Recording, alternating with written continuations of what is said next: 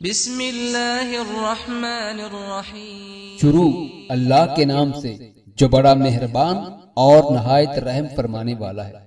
नबी करीम सल्लल्लाहु अलैहि वसल्लम ने इरशाद फरमाया, खुदा ने अदन के बाग को अपने हाथ से आरास्ता किया, फिर फरिश्तों ने उसमें नहरें निकाली और दरख्तों को उनके किनारे पे लगाया जो फलों से लदकर झूमने लगे। जब खुदा ने उस बाग की सरसब्जी और तरोताजगी पर नजर की तो कहा कि मुझे अपनी इज्जत और जलाल की कसम है कि कोई बखील इस बाग में दाखिल ना हो सकेगा। नबी करीम सल्लल्लाहु अलैहि वसल्लम ने इरशाद फरमाया, मुसलमानों, बुखल कंजूसी से जहां तक इम्कान हो बचो, क्योंकि जब ये किसी कौम को फरेब देता है तो उस कौम के लोग ज़कात नहीं देते, करीबी रिश्तेदारों का हक अदा नहीं करते और आपस में खून रेजी करने लगते हैं।